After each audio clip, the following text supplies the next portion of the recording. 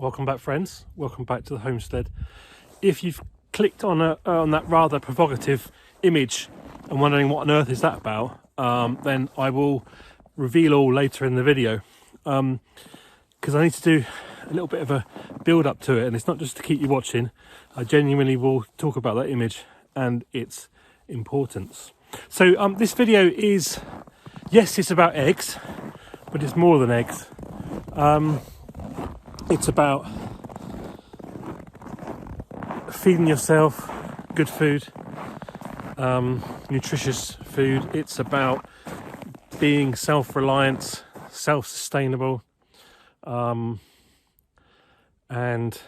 a demonstration of a good example when the system, the food system, the matrix, whatever you want to call it, lets people down, and what could happen as a result. So eggs, what's the deal with eggs? There's loads of videos and information on the internet about eggs, and you know, if you've not come across any of that information so far, then let me just either refresh your memory or inform you for the first time. Eggs are an amazing thing. I think we just take them for granted sometimes, and I think sometimes also they perhaps get a bit of a raw deal, if you excuse the pun. Eggs have got 13 different vitamins and minerals in them. Vitamin A, E, B5, B12.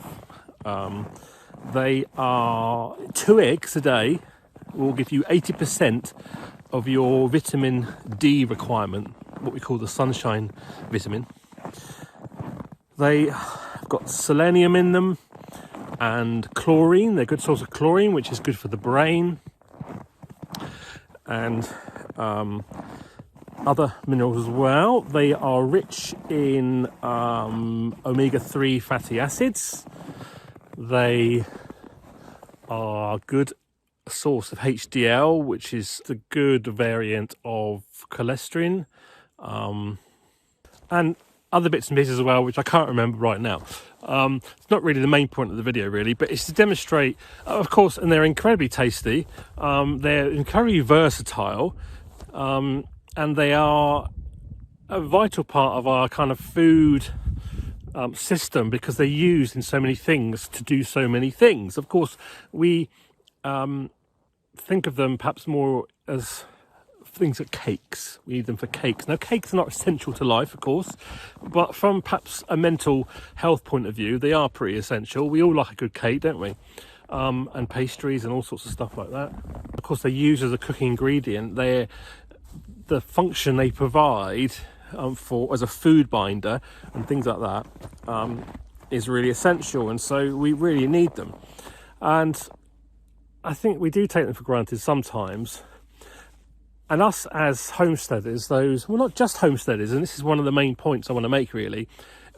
If you want to take that kind of first step into the animal world, into the husbandry world, into the becoming a bit more self-sufficient, then the animals that produce eggs, i.e. chickens, not just chickens, but firstly chickens, are probably the easiest thing to get into, so you're not then reliant on stores supplying the eggs, and you're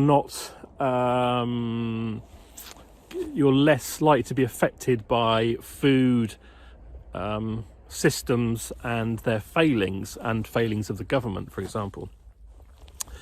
Now, we've got chickens. If you've not seen us before, not come across before, you've come across for the first time because you clicked on that thumbnail, then yeah, we've got chickens here. We probably will get more. Now, chickens are well known for not laying in the winter time because of they need to molt their feathers and replace them, and also the darkness stops them from laying. But we still get the odd 1 or 2 eggs every day. In summertime, we get about 8 eggs. And you can get chickens actually at what we call point of lay, which is where you bring them, they're born about springtime, early summer, and then they start coming into lay early autumn, and so they'll then lay throughout winter because they got going. And then the breeds we've got are bred for laying about 250 eggs a year, and they're pretty good in the cold climates as well. It's dominant CZ is what we have, or a variant of. Let's just go inside the greenhouse. I'm hovering by the greenhouse where our chickens are at the moment, and I'll show you our chickens and just talk briefly about what's going on here. I might need to turn the camera around, I think.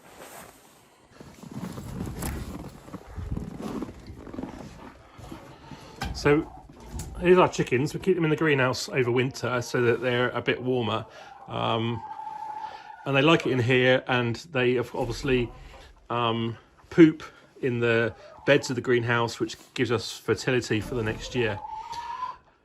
We have a nesting box here for them. One is enough. To be honest, they kind of lay eggs wherever they want. It just so happens that there are eggs there. Like I say, 1 or 2 every day. I've come in here and there's eggs in the corner and stuff like that. But anyway, you don't need a massive greenhouse like this to keep chickens. You don't need 8, you don't need 10. You could have 2 or 3, to be honest, and they will give you some eggs. No more than a couple a day. They're banging on the back door. I think they think that little latch dropping down is a worm, and they're trying to get it. It's casting a shadow onto the plastic. Yeah, I've got friends in Jersey.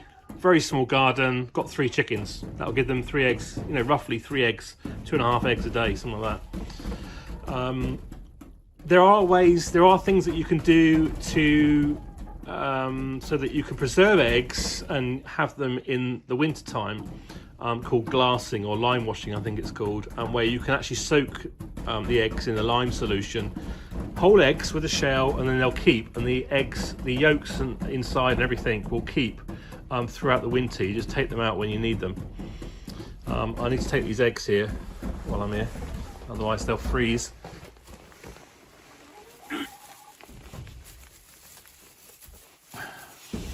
So that's our chickens, that's our egg setup, and obviously in the summertime or the spring and summertime they stay in their proper run or they're let out. Right, okay, so I've talked about eggs, I've talked about chickens, where the eggs come from, and they're a fantastic addition to any homestead or any home, to be honest. And they're great for mental health as well. They're great fun. There's something to look at and kind of watch the obscurities of chickens. So that picture at the start of the video. So the depiction there, clearly it's an AI picture, and it's not real. And it depicts a situation that's happening. Well, it's not literally happening, but it could happen in Russia at the moment. Now, what's going on in Russia? So, we kind of know it's geopolitical news, isn't it? Lovely winter sun behind me. So we know, Russia has invaded Ukraine and Europe, and Russia. I think everyone thinks that the world relies on Russia for gas, but the trade is bilateral and things go both ways. And Russia has relied on Europe for some time for its food, for chicken food, and antibiotics to keep chickens, at large scale, to supply a nation of eggs. And Europe said, well, we're not going to send you those anymore. So you work it out.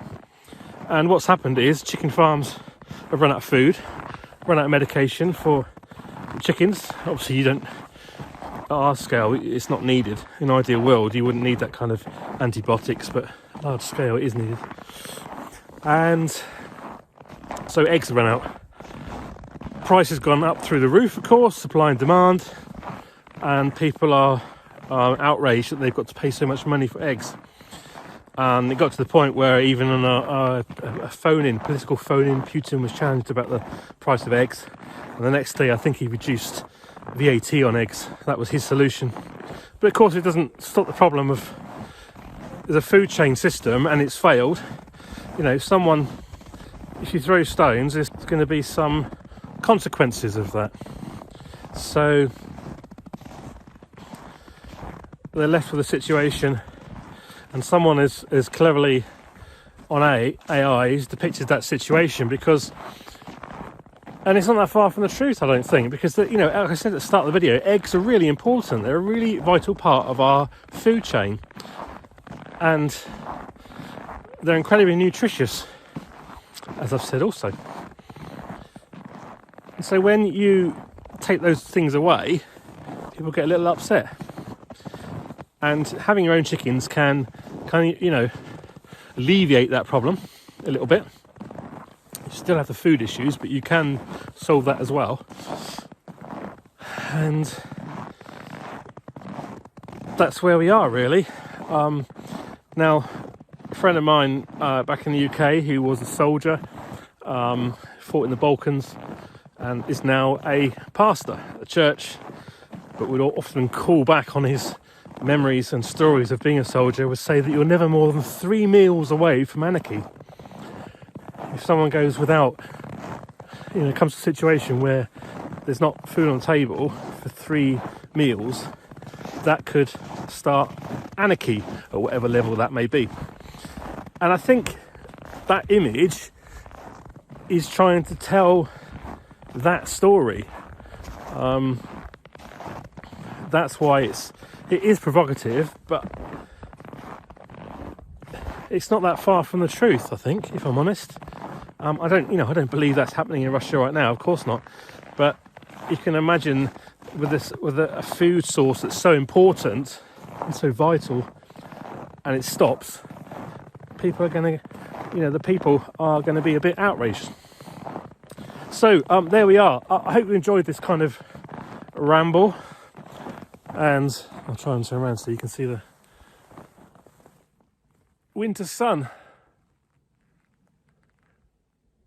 There we are. That is eggs, and that is eggs and anarchy. Maybe that's what I should call this video, eggs and anarchy. Yeah, I hope you enjoyed that video and my rambles, and I'm trying to do more walks and talks when subjects come up. Let me know what you think in the comments below. If you stuck around to the end, thank you very much. I appreciate that. Do give us a thumbs up if you enjoyed this video at any point, and don't forget to subscribe as well to join us for the journey and more videos on walks and talks and all that kind of stuff. Thank you very much. I will say bye bye for now, and see you in another video very soon.